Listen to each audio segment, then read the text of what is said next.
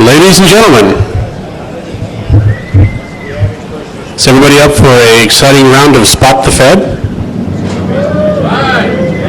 Does anyone like to spot a Fed? Raise your hand, please. The lady in the back with the pink hair. Come on down. You have to bring your Fed with you, ma'am.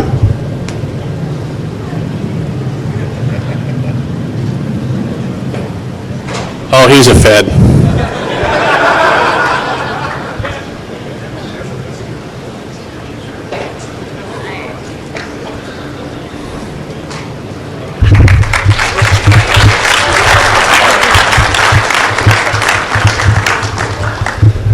All right, we will get the session going now. I want to introduce Thomas Munn. He is going to talk about data hiding in Linux. He was going to talk about BSD, but that half of the presentation team isn't here. So here's Thomas. Hi, thanks for your patience. Unfortunately, TGR met with circumstances beyond both of our control and cannot speak today. So his stuff is in the presentation for those of you who are BSD people. Unfortunately, I don't want to look kind of silly because I don't know a huge amount about it. I've set up IDS sensors on it, but I am beyond that not a BSD guru or god. So with that, I'm going to begin. Before I begin, here's some interesting devices. This is a 30 gig USB 2.0 hard drive. It's $150 and it's available based on, and I don't know who they are, but this is where I bought it, baseoncomputers.com, and it's an incredible little device. It's 30 gigs, and it's about the size of a pack of cigarettes and weighs about 6 or 7 ounces. And it doesn't cost like $400 like a lot of the available USB drives. I'll tell you what these are for later. This, you can't really see, is one of these USB keychain fobs. You can get them in capacities ranging from 8 megabytes up to 1 gigabyte. This version is the 8 gig version. I bought at CompUSA for $30. 8 megabyte, sorry. Anyways, this is actually an unrelated device, but was my prototype for this whole project was a Nomad. Originally, I wanted to be able to store a file system on an MP3 player so that I could keep my data on the MP3 player and have it look like an MP3 player when actually, in fact, it was a data storage device for more than just MP3s. So anyways, those are just the 3 devices of interest before I begin.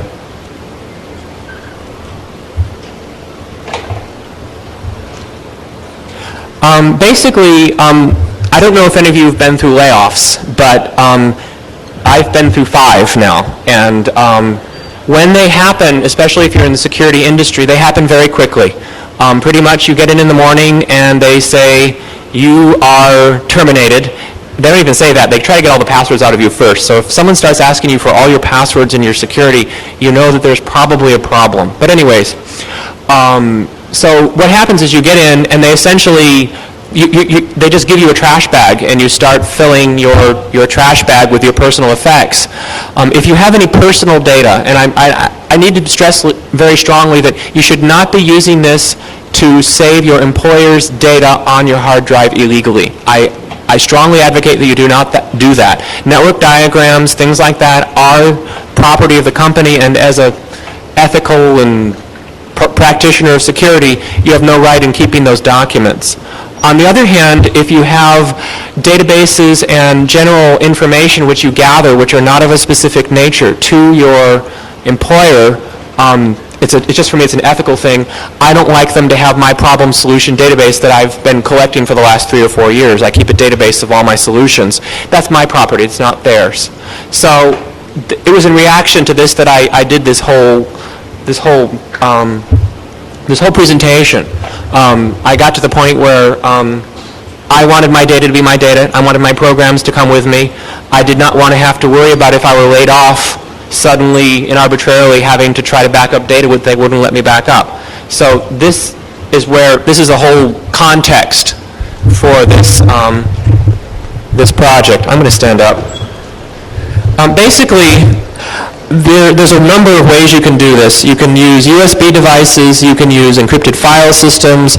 One of the more interesting ways that they do it is actually through wireless cards access. Basically, you use them in ad hoc mode, and you have a mini network of two, which is the computer that you have and the computer that is out in a location, and you can transmit information through that channel using either the loop AES or other encrypted mechanisms. That's another interesting way. That was Will's side of this, not Will, but whoever it was, over their side of the story.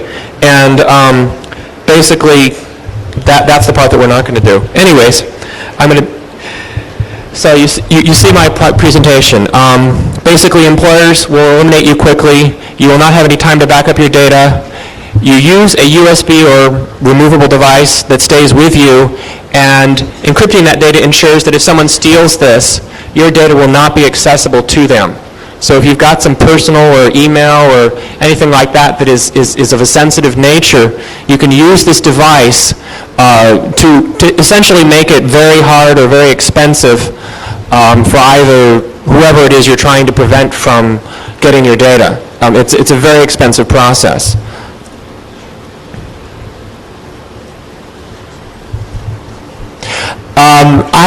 I looked at a number of different packages. There was originally what they called the kernel patch for Linux, which was actually compiled into the kernel, but you had to patch the kernel each and every time you upgraded your kernel, which is something of a pain. I don't know if any of you have done that. I can't use it with stock kernel, so for instance, if I'm one of those people who doesn't like to compile kernels, and there's plenty of them, you can actually use this product without recompiling your kernel, which is kind of nice. You just use the source code tree, and I'll get into that later. So that was one of the reasons for choosing a module. Another reason for choosing the module, this is a special version of loop.o. It has the AES bindings built into it, so that if they don't have the loop.o module, then they can't even decrypt your data. So if you keep the loop.o module on your device and mount it in an unencrypted partition, and then insmod and force it from this, as opposed to the actual hard drive on which your system, the person who you're trying to protect your data from doesn't even know you're trying to protect your data from them. I mean, there's no real indication of the fact that it's on the system. Adding GNU-PG on a device like this even increases your security further. You essentially have your private key as well as the encrypted password on your keychain USB, which is with you at all times, so that even if they get a hold of that, they get a hold of the modules, they still have to get a hold of this in the keys, and they have to know your private key password before they can get into the device.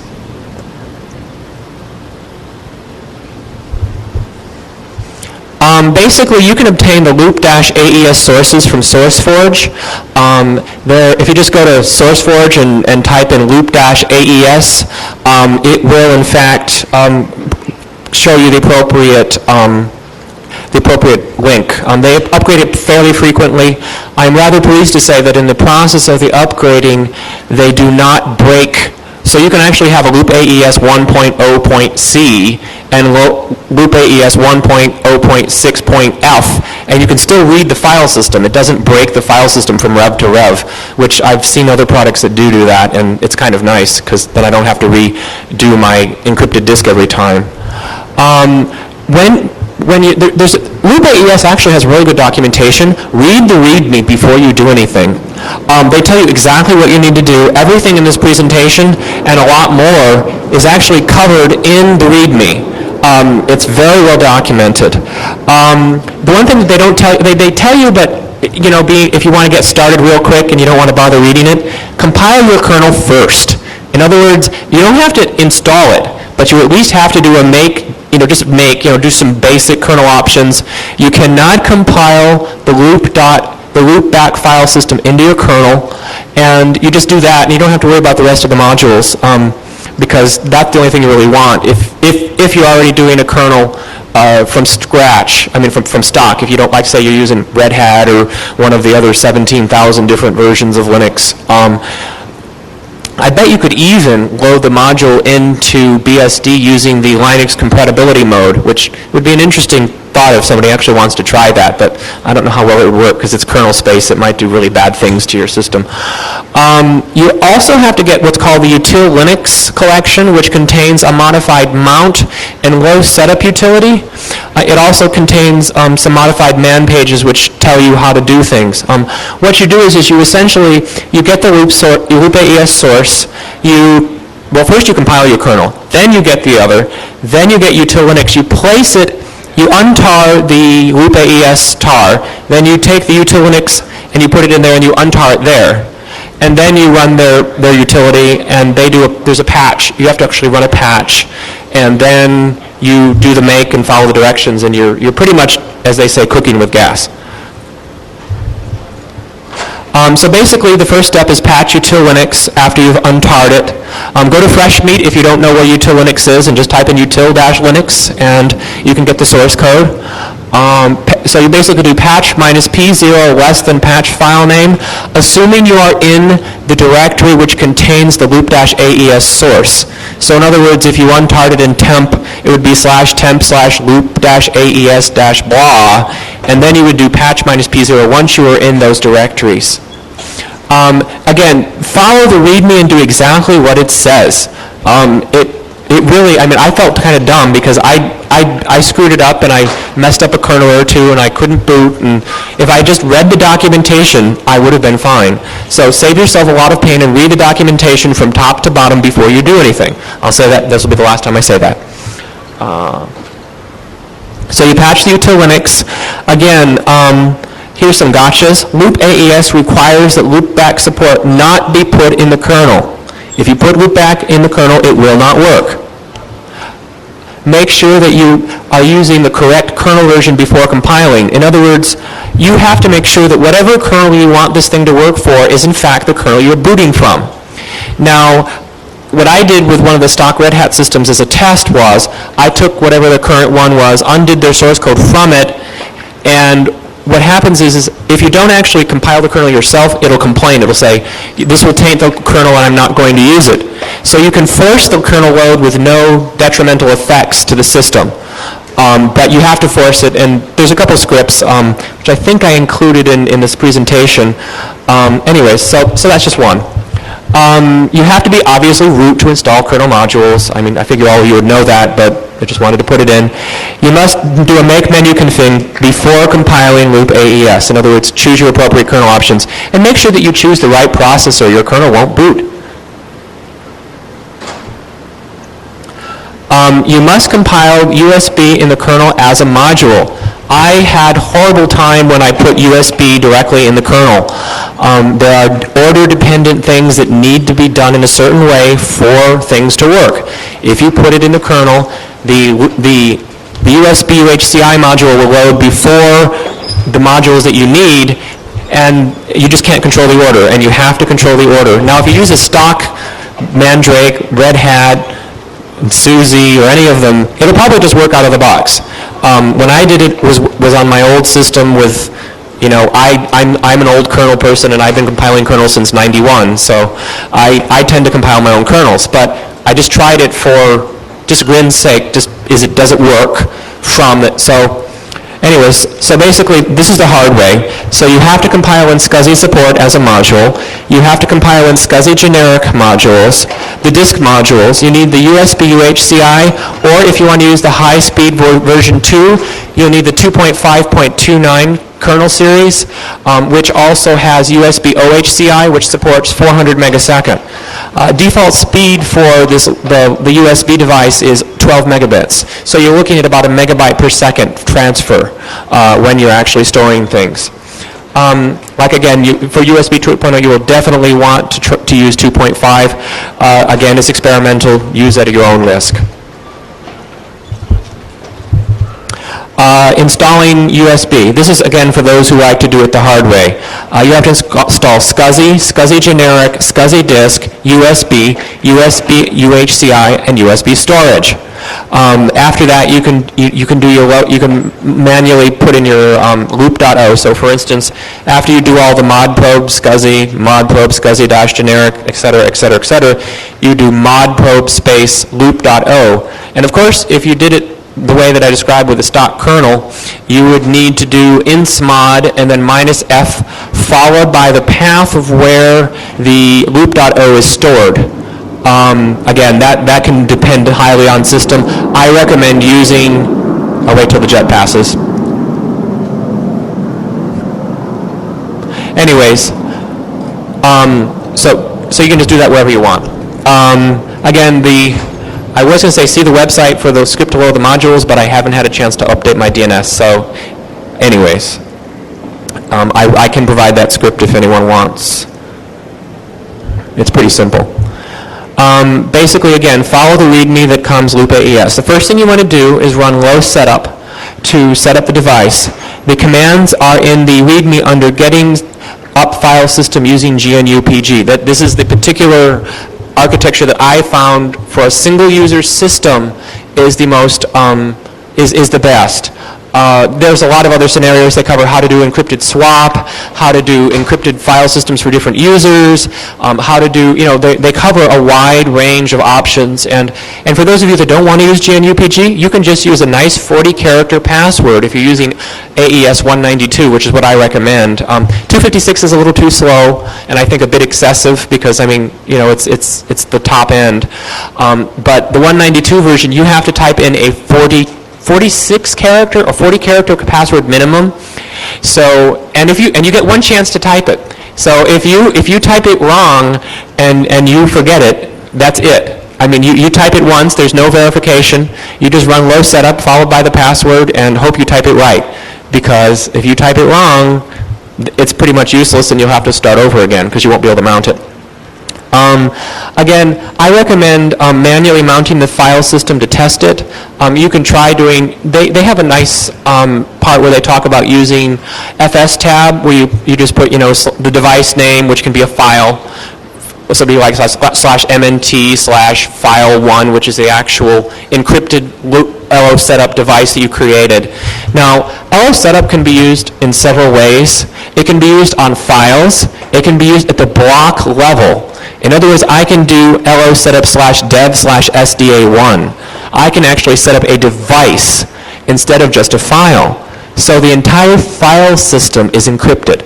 It's not even just a file, but the whole file system is loop AES encrypted. So it's just absolute garbage, and it's not a file. I mean, and so then you can even obfuscate what type of file system it is until they actually know what the encryption is. So you can use like Amiga file system if you really want to be obscure and really make things difficult, because you've got to know. I mean, yeah, you can look at the header, but I mean, the average person who would probably be trying to do that probably wouldn't think that. If you can eliminate 75% of the unclever people in the world, you've done a very well job. So, anyways,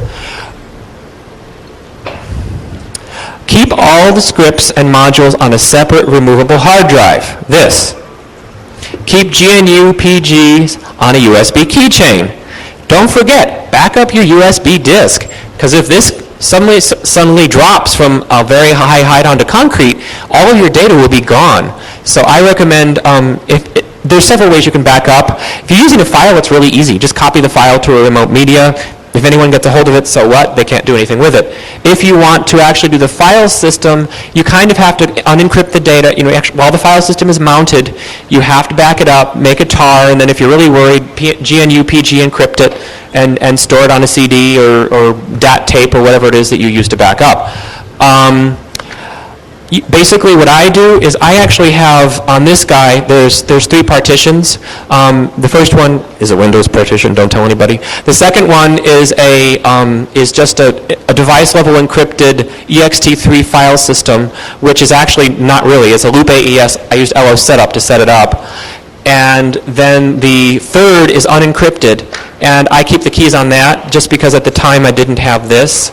And for those of you that don't want to spend the extra money, it's a slightly more convenient way. So what you have to do is you have to go to root, because you have to be root to do all this, unless you want to set up sudo or make them mountable by users.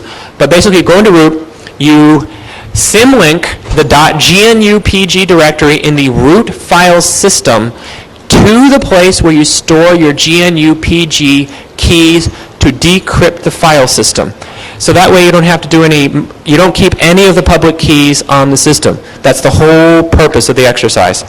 You basically, I mount the USB hard drive on like home/username, whatever that happens to be, and I create a script that automatically mounts the disk. And again, that script, you can do it one of two ways. If you want to do it conveniently, you get a shellcode compiler, and you write the script, you name it something obscure, and you shellcode compile it, so it's just another binary. So you name it like ls1. So like for mounting, for instance, you'd have ls1. For unmounting would be ls2. So if they look at your history, they say, oh, ls1, and it doesn't print anything out, and you really don't know what it does, because you just turn all the echoing off, and so it's fairly obscure. And it's still convenient, so you have the scripts on the system. If you're really paranoid, you put it on here in just shell script format. I have a start and an end script, which I keep unencrypted on the disk because I don't really care. I'm not that paranoid. So I log in as root, I type in start, it asks me for my GNUPG phrase, which I haven't migrated it yet. It will look here for it. And this is you can also symlink to this. I mean, whatever your symlink is, you create it to where your keys are stored. Now there's two keys. Well, there's two parts of it. There's your private key, which is used to decrypt. Then there is the actual encrypted 47 random, like you take like dev random, and you actually cat it to a file, and then you encrypt that file with the GNUPG. You have to make it ASCII or it doesn't work very well. So you actually like dev random. So you're actually using a fairly random password that's 47 or however many characters you want. There's a nice little DD hack. I don't know if I listed in here, but it's pretty cool because it creates, it's in the documentation when you get the loop AES package. So you can set your block size to 1024 and have a 1024 character password if you really, really, really, really want to make it hard for someone to get it. Again, erase root's bash history if you're really paranoid. Your .bash history has absolutely everything, or whatever the other one is, .history. I don't, if you're using Sun. Although if you're using Sun, you can use Linux.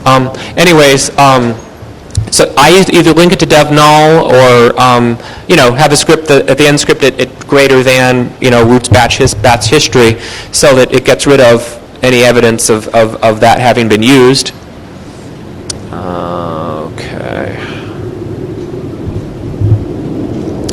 Here's the hardware sources again. The 30 gig USB drive is www.baseoncomputers.com.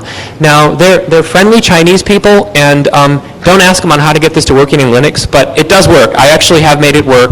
With the modern USB kernel, it's just plug and play. In fact, it even unmounts it automatically if you just unplug it. It's kind of cool. The keychains, you can Google USB keychain. I like the T-Rex one because it's really small. It's small and it actually has a little key thing on it. There's about 14 different ones you can get. You might want to get a USB hub, especially if you're using this, because you've got to plug it in the back of the computer, or you have to get one of those stupid extension cables. So I recommend a 4-port USB hub. Now, even better is if you get a USB 2.0 controller. Now, some interesting things I've found, there is a new USB 2.0 PCMCIA card available. It's $60. And what you can do is, so if you want to be cheap, you buy yourself a PC card reader for your desktop, and you plug it into your desktop, and then if you want to use it on your laptop, you just plug the USB 2.0 into your laptop. So it's kind of a portable way to take the USB 2.0 with you without having to spend $60, the N+1 for each one you want. You have to buy the controller. The only thing I have not tested, because I did not have a chance to buy it, whether or not it actually works under Linux. Now, I do know it uses, the one that I found was I can't remember, it was ATEC or something, ATEC. And it uses the NEC chipset, which is reputed to work in the kernel traffic. And as of the 2.5.29, as of yesterday, supposedly has been listed as working. I've not tried it, so don't hold me to that. But it's ironic to think that Linux will probably have USB 2.0 support before Windows. Anyways. Since the file system is encrypted at the device level, you can put stuff on NFS drives and have the contents be secure from eavesdropping. So for instance, one of the applications that you can actually do is have an NFS drive where you keep your home directory. Say that you've got NFS mounts and you don't want, Joe Blow system administrator who you don't have any control over looking at your stuff. So you create a happy little file system that you mount with low setup. Now obviously, if you don't have control of your workstation, well, you're out of luck. But for the most part, if you can dual boot or run any kind of, well, not that I would ever advocate hacking a Solaris box, but it takes about 10 seconds to get root on a Solaris box and install your own modules, although it wouldn't work on a Solaris box because it's not Linux, but anyways. You could actually GAC, put it on an SMB file system. So you could actually use low setup, set up the file system across the network on your Windows network, and use low setup and mount the file system using SMB. You could do the same thing for NetWare. You could use the same thing for Andrew. You could do the same thing for any kind of a any kind of a file system. So so it's really powerful. So you can essentially have trusted data on an untrusted source. Now the nice thing is when the data is being sent across the network, it's encrypted because it's going through the loopback driver. What happens is the data essentially, it goes to the unencrypted of the loopback device. The loopback device encrypts it with AES and writes it to the device so that no matter where you're writing to, it's always encrypted. Obviously, if someone has access to the local system, well, no. Or yes, and now here are some caveats. If your root file system is mounted, it is vulnerable. It means it is unencrypted and it is currently readable by anyone who has read access to the system. Now you can use file system permissions in Unix to make it 700 and protect it a little better, but again, that's subject to the file system permissions in Unix. Another thing you need to bear in mind is that if you lose your key, you have lost the data. It's pretty much history, so back up your keys. In fact, media like this are nice because you can put a write protect tab on this. And you just put it in write protect mode, and you're done. It's flash media. It's not being rewritten, so it'll practically never wear out in theory. So that's a nice thought and they're durable. You drop them, who cares? There's no moving parts. You drop this, you're in trouble, especially if it's moving. Again, another thought. Devices like this, for instance, the Terrapin Mine. You can use those kinds of devices. You can use PDAs. Anything with removable accessible storage with a removable mountable file system. In other words, all these devices that you have that can do Windows SMB, you can use to store the data. So your form factor is practically unlimited with this application. Again, you can do it across wireless, you can do it with this, you can do it with this, you can do it with a 1 gig keychain. So your options for where you want to store the stuff, you can store it on CDRW if you just want to have a CDRW drive. And, okay, other possibilities. Floppies, zip disks, jazz disks, avoid, they do tend to eat data. Encrypted root file systems. You can actually have the root file system, before you even boot the system, be encrypted. So if you're truly paranoid and have a laptop, you type in a password before it'll even boot. After the BIOS password, which of course you all put on your laptops, don't you? Encrypted swap, for those of you worried about what goes on in your swap and whether or not it can be read. Again, view the README file inside of loop-AES for even more wonderful ideas. And this is the part where actually, where I stop, because this is the other option that I did not correct. How much time do I have? What time is it? I have 30 minutes? 25 minutes? Okay. I'm going to open you up for questions in a second. I ran across a very cool utility on FreshMeat 2 days ago. It's called PAM_mount. And what it does, I haven't used it yet, but it allows a user to mount a loopback encrypted file system automatically upon login. So all that nasty stuff that I saw about logging in as root, you don't even need to do that. You just log in as your user, you type your password, and in theory, it'll mount your file system. Be aware that the character password thing, though, might be a problem, because if you only have a minuscule 8-character password, loop AES will say, go to hell, and you're not going to encrypt this, because I need 40 characters. So you remember your famous quotes and things like that for passwords. They make very good passwords, anyways. Well, at least they did make very good passwords. again, so SMB underscore mount is a very cool thing. And like I said, I've been using this now for 3 months. Like I said, I go in the morning, I mount the device, I save all my stuff. The only time I ever notice the fact that it's only a megabyte per second is when I'm compiling source code and I forget that I actually am on the system, or when I'm copying things from it that are not, anything more than 1 megabit. Obviously, copying a 10 megabyte file from that file to say temp for whatever. That's the only time I notice, because its file system caches everything. So you really don't see the performance penalty. Another thing is I highly recommend using ext3 on any kind of removable device. FSCKing a 10 gig disk or a 30 gig disk can take years off your life. So I highly recommend that you run a journaling file system of some kind, or some kind of a soft update system, because these things can be disconnected at a moment's notice. Again, the USB 2.0 option is very cool, because this goes from 1 megasecond to 7 or 8 megasecond. For processor, I have a 1 gigahertz Athlon, and I have not noticed any significant processor utilization, even during heavy disk access, 2%. With no difference. I benchmarked the non-encrypted versus the encrypted partition. So at 1 megabit, there is no system slowdown on a reasonably modern processor. Obviously, the Libretto would probably be a different story. Other than that, here's a little, this thing's kind of cool because it comes with like a little case and a nice, well, this is the yucky Belkin one, but it actually comes with a really nice cable that's really long. And so you can just take it with you. And in addition to using this thing for you can have all your analysis tools on this, and you just plug it into your compromised host. You've got your statically linked versions of all your utilities, and you can use it for forensics. Anyways, I feel like the Ginsu commercial. Anyways, do you want me to open this up for questions now? I'm pretty much done. If we're an active... Are we an active group for asking questions? I'm asking the audience as somewhat non-rhetorical. Or are we all hot and just want to be done?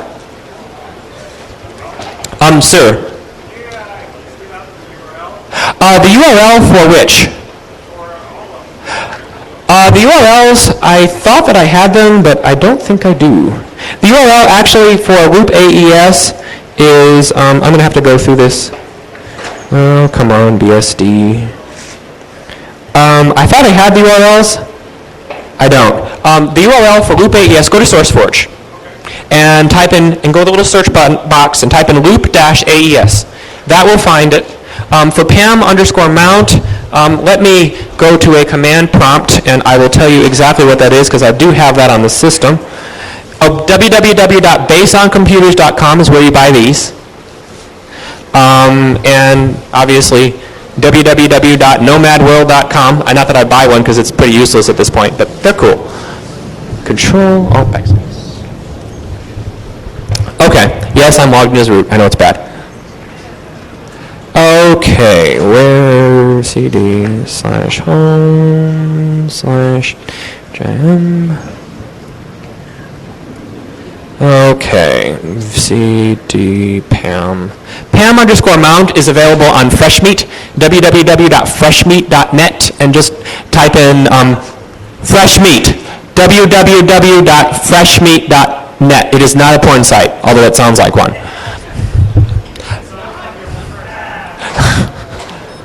Anyway, so basically, that's the PAM mount utility. That one is, I'm going to play with it because it's kind of nice to think that you could have a multi-user system with different encryption options for each different user. Any other questions? I guess you.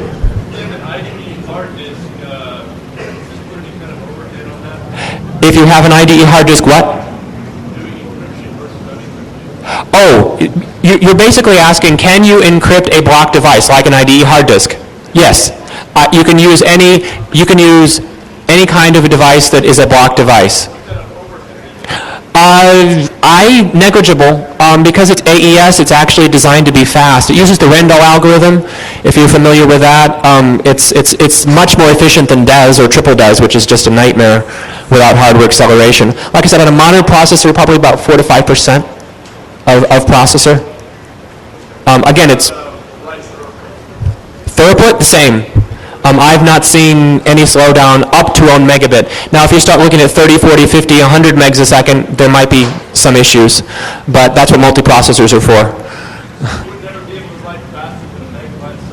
No, I didn't say that. I've only tested up to a megabyte per second.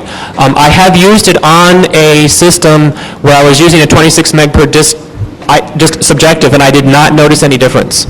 I was able to copy a file almost instantaneously as if it was a normal hard drive. It's pretty much transparent. Questions continued? I guess the gentleman in the black over there, you.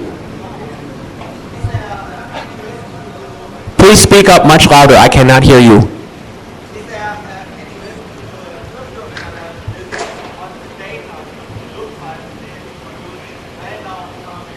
Can you come up? I cannot hear you.